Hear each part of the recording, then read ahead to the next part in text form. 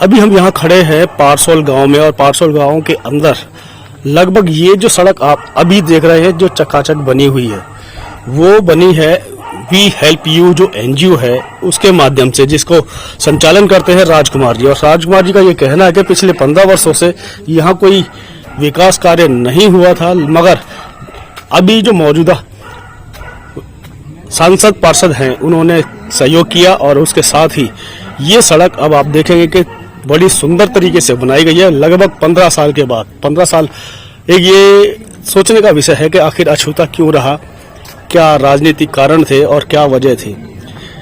बात करेंगे सीधे सीधे राजकुमार जी से कि आखिर वजह क्या थी और क्यों ये क्षेत्र जो है 15 साल तक अछूता रहा। काफी लोग यहाँ मौजूद हैं, सबसे हम बात करेंगे। राजकुमार जी, जिस तरीके से अभी हाल फिलहाल में पता चला है कि 15 साल तक ये जो सड़क है ये अछूती रही थी, सांसद विधायक काफी रहे, लेकिन आपने जब मेहनत की तो उसका नतीजा हमें देखने को मिल रहा है। वजह क्या रही होगी? जातिवाद। जातिवाद ये बड़ा वजह है। जातिवाद सबसे बड़ा, क्योंकि दलितों की बस्ती है ये। अच्छा।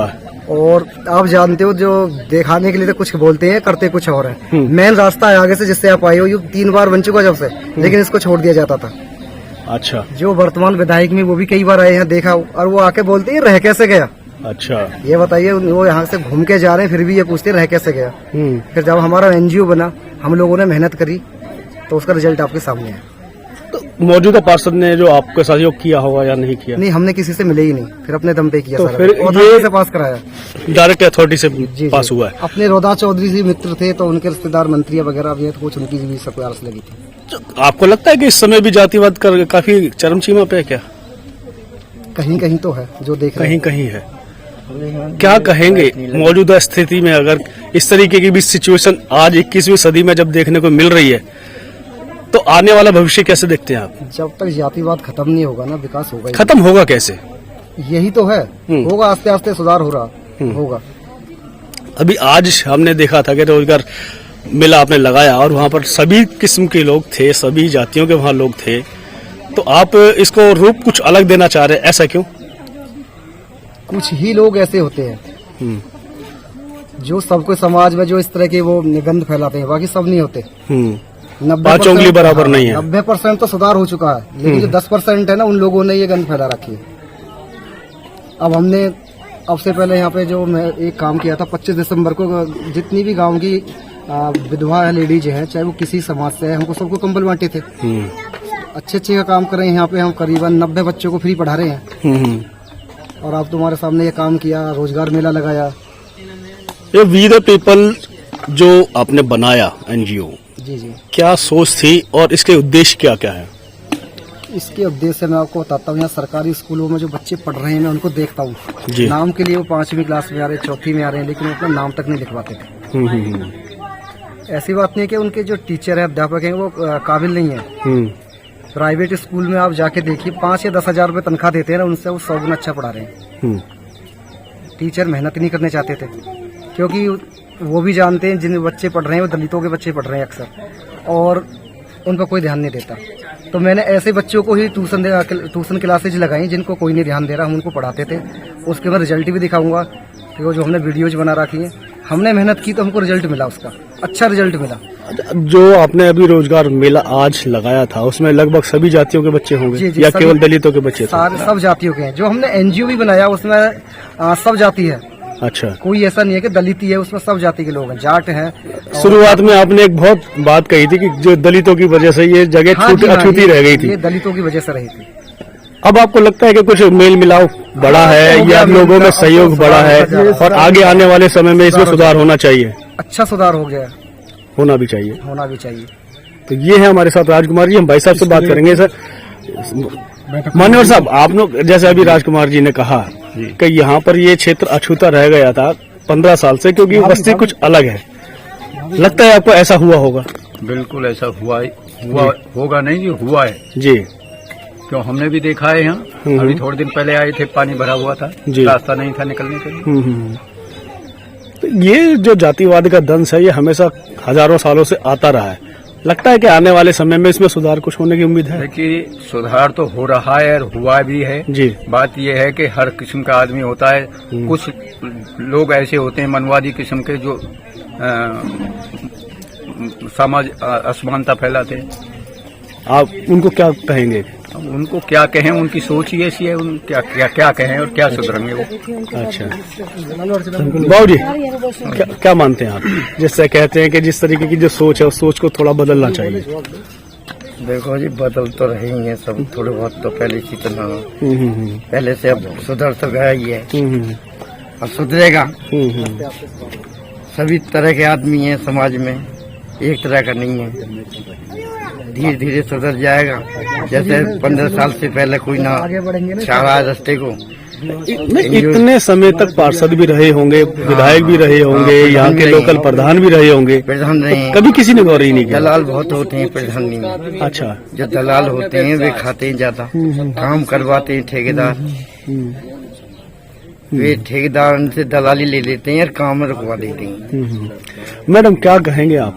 जिस तरीके से देखने को सुनने को मिल रहा है, वी द पीपल जो है बहुत अच्छे लेवल पे काम कर रही है, लोगों को रोजगार भी दे रही है, शिक्षा भी दे रही है, आगे और क्या क्या करने का आपका मनसा है? हमसे जो भी चाहेंगे, जो इच्छुक लोग हैं, जो भी हमसे चाहते हैं जुड़ना या जो उनकी प्रॉब्लम है कि हमको इसकी आवश्यकता है, तो हम उसके साथ हमेशा रहेंगे। जिसको जो भी प्रॉब्लम है, प्रॉब्लम सॉल्व करने का साधन कैसे आप कहाँ से मुहैया करा पाते हैं? सरकार आपको हेल्प करती है या खाली एनजीओ के माध्यम से, पब्लिक के फंड से कैसे होता है ये? हम सब जुड़े हुए हैं, जितने भी बंदे हैं हम हैं, बहुत सारे लोग, हम आपस में एक दूसरे को हेल्प करते हैं, अपनी हेल्प से फिर हम उनकी हेल्प करते हैं, हमें किसी का कोई सपोर्ट नहीं है। तो लगभग अभी कितने लोगों को आप सपोर्ट कर चुके होंगे? कम से कम हमारे एनजीओ में बच्चे जो पढ़ रहे हैं वो 80-85 बच्चे हैं। और आज ये रोजगार मेला था, इसमें भी कुछ बच्चे गए, वो अभी कंफर्म नहीं हो पाया, थोड़ी देर पहले हुआ था ये, तो वो मैं कंफर्म करके पक्का आप पूछोगे दोबारा जरूर बताऊंगी। जी जी जी, मान्यवर साहब क्या कहना है आपका, क्या मानते हैं आप? जी, Rozgar Mela ji, we help you ji, organization के माध्यम से आप उसमें के सहयोग भी है, जी, अच्छे लेवल पे काम भी कर रहे हैं, जी। तो जो अभी बच्चे शिक्षा में से दूर हैं, रोजगार से दूर हैं, वंचित हैं, उनको आप अपने साथ कैसे जोड़ेंगे? सर, गांव-गांव जाकर के काउंसलिंग करते हैं, मीटिंग करते हैं लोगों को अलग अलग बस्तियों में, जो इस तरह से अभी तक सरकारी सारी सहूलियतें होने के बाद भी सरकारी सुविधाएं और शिक्षा जिन बस्तियों में नहीं गई है, वहां जाकर व्यक्तिगत मीटिंग करते हैं, जाकर के एनजीओ के लोग जगाते उन्हें, उनके बच्चों को लेकर के स्कूल संस्थानों में सहयोग कैसा मिलता है? लोगों को सहयोग मिलता है, कई बार प्रेरित करना पड़ता है जी। अच्छी आत्मा जो कोई सेवा भाव से जाते हैं तो वहाँ प्रेरित होते हैं लोग, उस प्रेरणा से कि भाई ये निस्वार्थ भाव से सचमुच समाज की कल्याण के लिए आए हैं, तो वो लोग साथ आते हैं उनके, क्योंकि वो वंचित रहे हैं और उनके साथ वो शोषण का शिकार हमेशा रहे हैं, तो वो इतने डरे होते हैं कि बच्चे तो ले जा रहे हैं, पता नहीं कि इसका भला होगा भी नहीं, तो लोग अभी भी शंका में रहते हैं इस तरह से, लेकिन आ रहे हैं धीरे धीरे जब जागरूकता अभियान आता है। कुछ लोग ऐसे भी हैं जो समाज में काम तो करना चाहते हैं मगर साधन संपन्न नहीं है, या कोई और वजह भी हो सकती है, रोजगार है, जी जी, उनको आप अपने साथ कैसे जोड़ेंगे और कैसे जुड़े हुए आपके साथ? एनजीओ है, इसमें बहुत सारे ऐसे समर्थ लोग भी हैं सर, जो इस तरह के क्रियाकलाप, सामाजिक क्रियाकलाप, समाज कल्याण के लिए हम जो कार्यक्रम करते हैं तो उसमें वो सहयोग देते हैं, हमें प्रेरित भी करते हैं और सहायता भी देते हैं आर्थिक रूप से, तो जिससे हम इस तरह की व्यवस्थाएं कर पा रहे हैं। 80 बच्चों का पढ़ाना ये कोई कम खर्चे का काम नहीं है जी, और कई बार जो सर्दी के कपड़े भी बांटे हैं, दूसरे काम भी कर रहे हैं, तो आर्थिक सहायता वहाँ से मिल रही है, प्रेरणा मिल रही है, और भी बहुत बड़े बड़े काम करने के लिए हमें जो ऊर्जा उनसे मिलती है, उसके बल पे सब हो पा रहा है। राजकुमार जी, आप पारसौल गांव में अभी मौजूद है, यहीं से आप संस्था शायद रन करते हैं, ऐसा ही है? तो अगर कोई संस्था से जुड़ना चाहता है तो क्या आपका वेबसाइट है, क्या आपका मोबाइल नंबर है जिससे वो आपको सीधे संपर्क करे? हाँ, संस्था से जो जुड़ना चाहता है तो हमारा मोबाइल नंबर है, कॉल करें और सीधे जुड़ सकते हैं। क्या नंबर है, जरा एक बार बता दें। 9711414105। एक बार दोबारा रिपीट कर दें। 9711414105। कोई वेबसाइट भी बनाया है आपने? वेबसाइट काम चल रहा है अभी काम चल रहा है, अंडर प्रोग्रेस, तो जल्दी ये वेबसाइट भी आपको देखने को मिलेगी। और आप वी हेल्प यू, यानी कि जिस तरीके से नाम है कि हम आपकी मदद करेंगे और मदद कर भी रहे हैं हर तरीके से, चाहे वो शिक्षा का क्षेत्र हो, स्वास्थ्य का क्षेत्र हो, रोजगार का क्षेत्र हो। और ये जो सड़क आपने देखी है ये भी वी हेल्प यू ऑर्गेनाइजेशन के माध्यम से ही बनी है। यहाँ पे सभी लोग पदाधिकारी मौजूद हैं और सबका एक ही मानना, एक ही उद्देश्य है कि हर व्यक्ति जहां तक भी वो उसकी हेल्प कर सकते हैं की जाएगी और कोशिश ये रहेगी कि वो अपने मुकाम तक हासिल कर सके। इसी के साथ मैं सुनील अभय, HAD न्यूज इंडिया।